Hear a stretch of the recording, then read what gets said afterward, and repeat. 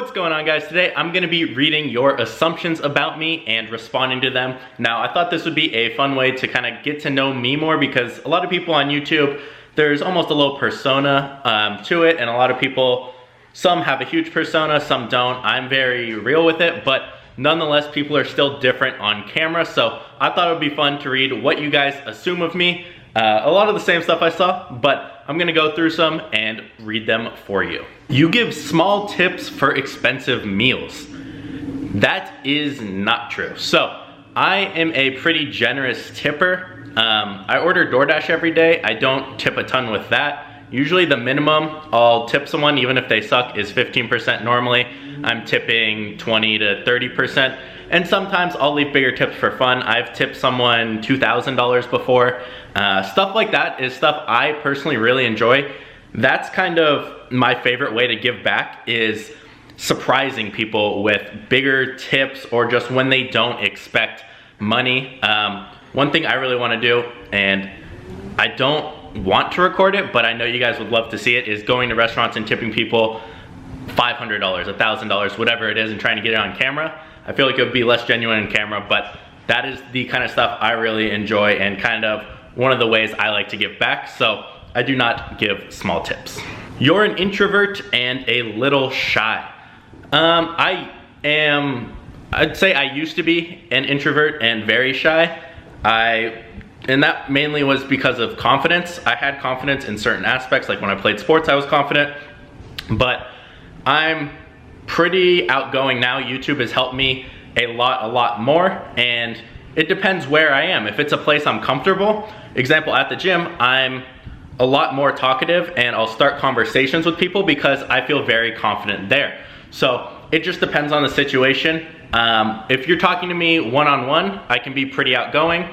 If it's in a big group, then yes, I seem very introverted and shy. I'm not a fan of huge crowds, but one-on-one, I'm very outgoing.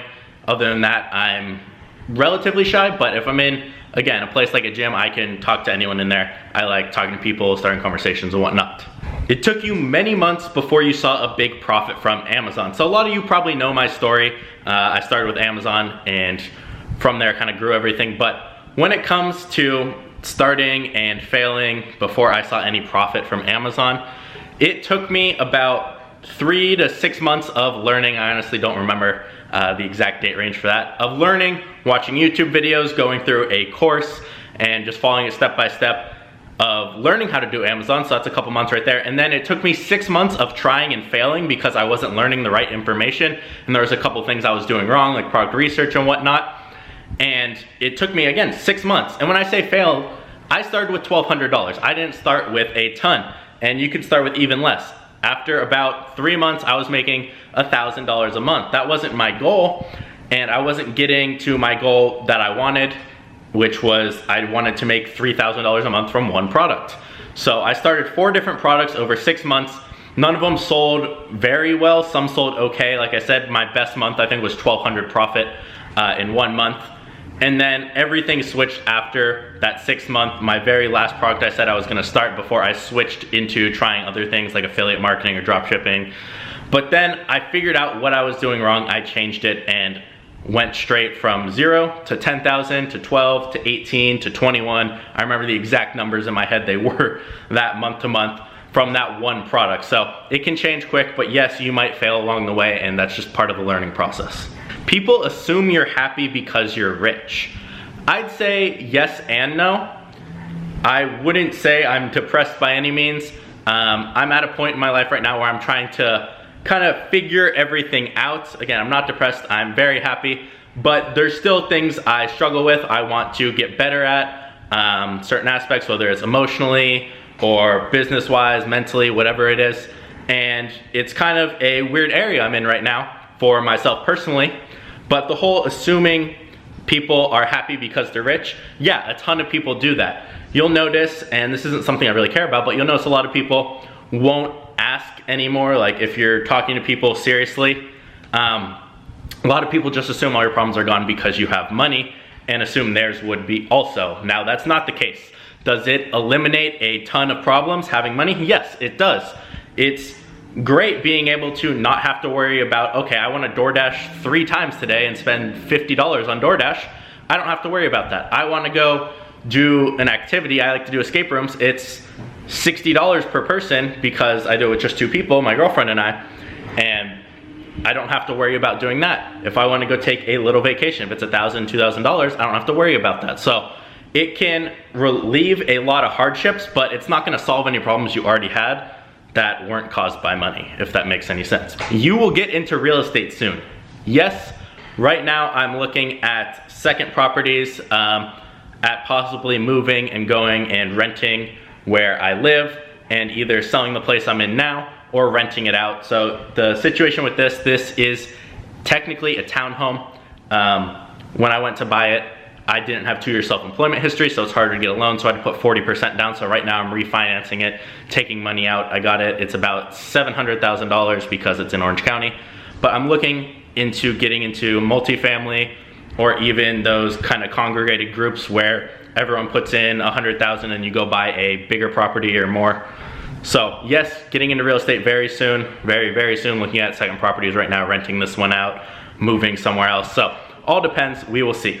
You don't put the dumbbells back on the rack. That is very rude, very rude. I can't believe you'd think I would do that. I re-rack my weights 24/7, I always do it.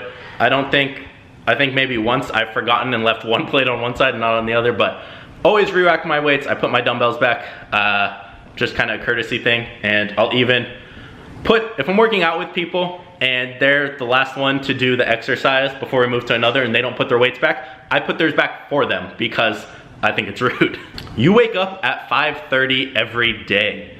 No, I do not wake up very early. I used to wake up pretty early, but that's because that was just my rhythm. I used to wake up at 7.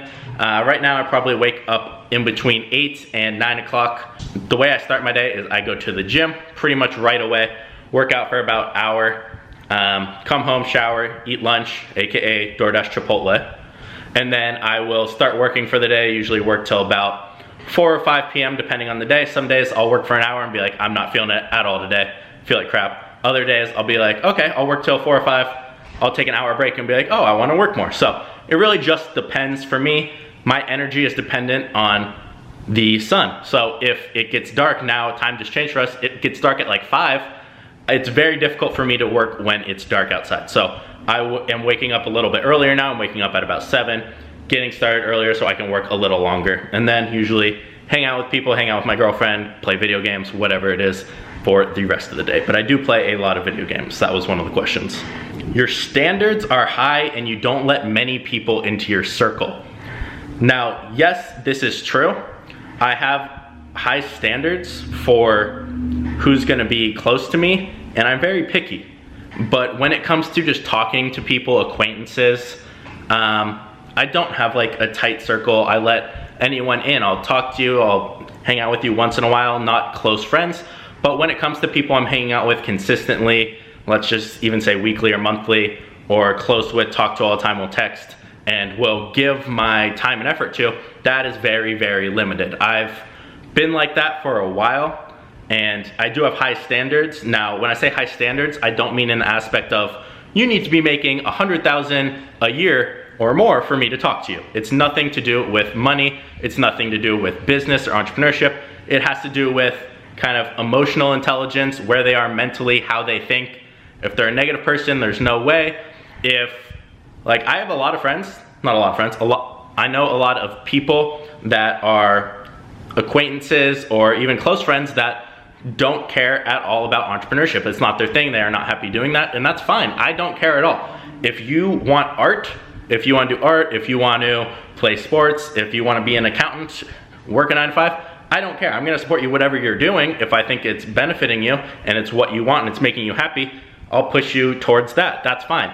I just want people in my life who are trying to get better in whatever aspect, whether it's personal development, again, doesn't have to do with money at all, whether it's getting a new job or finding a new hobby or being happy or relationships, whatever it is. I just want people who are positive, looking for more out of life and always improving themselves. You're overconfident. I do not think so. And again, this is gonna play on the whole persona on YouTube. I get the whole you look like a douche. Yes, of course, I lift, I'm younger, I look like a douche, I have money, I get it. But as far as confidence, I have confidence. I've always been pretty confident, but it's always been masked over with a bit of doubt. Overconfidence, no. I have confidence where I see someone doing something and if they're doing it, I know I can do it. If that's overconfidence, then yes, I am overconfident, but I'm very realistic too. It's not overconfidence at all, I would say. It's very realistic. So an example would be if I was playing sports, I would say, yes, I could go pro at this sport, but I could not at this one if I worked out and played and whatnot, or whatever it is. And that comes from just the experience of actually doing it. Confidence comes from that. Now, overconfidence, I would kind of put towards that's more egotistical, thinking you're better than someone. My confidence is not like that. My confidence is only dependent on myself. It doesn't matter how good other people are. It's seeing what I think I could do, knowing what I have in myself, what I can do. So I do not think I am overconfident. I definitely have confidence, but there's definitely things I'm not confident about. So just things you work on. You are stubborn. Yes, I'm very stubborn. You don't drink. No, I don't really drink alcohol at all. I've had a beer here or there. I've never been drunk. Most I've ever had was probably 3 shots and 3 beers in an hour, and I didn't really feel anything. I got tired. It's just not my thing. I like being in control of myself. I don't want to have that feeling of not being able to control certain things or not being myself, nor do I have the time to feel like shit in the next day and have to deal with all of that. Plus, I save my calories for dessert. Now, this is one of my favorite ones because I get this so much and so many people believe this, but it's the opposite. So, you get girls hitting on you all the time because of your social status and car. No, I don't think I've had a girl come up and hit on me in maybe 2 years, 3 years. I've maybe had 1 or 2, and it wasn't even a forward one. If anything, it intimidates girls. So let's say I have my car. That's gonna look intimidating to a lot of girls. They might not think, again, this is not what I'm saying, this is how I see them thinking. They might be, oh, he's too good for me, or oh, he could get whoever, so he's not gonna talk to me. That's, some people do think like that. Now, do I think that's true? No, not at all. But as far as getting girls and whatnot, no, I don't get, if anything, probably, if I have 100 people come and talk to me about my car, 1 is a girl, maybe, at most. And as far as, like I said, girls saying on me, it doesn't happen because of the car. Random people don't know the social status either. Plus, I'm not that big on YouTube either. I'm not like famous or anything, so it does not really, even people, let's say people at the gym, let's say the girls that work there, they don't really know who I am. They know what I do, but they never really hit on me at all, or even talk to me. So it does not really attract girls at all. And if it does, it's probably bringing you the wrong type of girls you don't want to hang out with anyway. You bench 275. I take offense to that. My best bench is 375. Now this next one, you take SARMs. Now a lot of people won't know what this is. If you're into fitness, you might. I have taken SARMs for a week, probably 3 years ago, and then stopped because it messes with other medicines I take. So no, I don't take SARMs. No, I've never taken steroids. I've been training for about 8 years naturally. And if you look back 4 years, I maybe have put on 5 pounds of muscle. You don't read a lot. I do not read a ton. I do a lot of research on the internet. I watch a lot of videos. I listen to some ebooks, but as far as books, even ebooks and Audible and whatnot, I don't listen to them a ton. There's a couple. A lot are mindset and thinking wise, which is not what I'm really looking for. I'm looking for straight to the point information, and it's easier to find on YouTube and Google than a book most of the time, unless I'm really trying to dive into one topic and learn it extremely well. But again, most books are not really how-to guides. It's more just the mindset and very, very general. People mistake your efficiency for laziness. Sometimes, yes, I'm lazy with certain things. I'm generally a lazy person, which kind of bred my efficiency. They kind of go hand in hand. But again, there's certain things I'm lazy with, there's certain things I'm not. Certain things I feel like I'm lazy, but it's sometimes because I'm efficient with what I'm doing, where I'm like, well, I don't have anything else to work on, what do I do? So I wouldn't say other people necessarily do. Sometimes I mistake it myself. You cope very well under stress. Yes, I do very well in stressful situations, whether it be physically or mentally or business-wise, whatever it is. That's something I've kind of always had. And the very last one is, you made a lot of mistakes before you made any real money. Yes, I had to do a ton of trial and error. I had to try many different things that didn't work. I tried some things that worked a little bit. I had to double down on those and really move forward with that. I tried a ton of different things. I tried affiliate marketing the same time I was trying Amazon, failed at that because I didn't know what I was doing. And I thought, hey, I really need to focus on just one thing before I try and have 8 different sources of income. I need to have one good one, not make $100 a month from 3 different ones. So I did make a lot of mistakes. There was a lot of learning. And it ultimately led me to starting Amazon, learning that extremely in depth and doing that until I found good success with that, and then eventually move on to other things and adding more streams of income, like doing YouTube and other things as well. I hope you guys enjoyed this video. You learned a little bit more about me. Hopefully some of them were funny, and some of them, I assume a lot of you guys assume the same things about me. If you have any more, feel free to write them in the comments and I'll probably respond to a couple of them and we'll see. And again, if you guys are interested, there is a link in the description for a free Amazon webinar where we're gonna be going over how to start your own Amazon business, just like I did a couple years ago. So if you're interested, that is the first link in the description. It's completely free, and I will see you guys in the next video.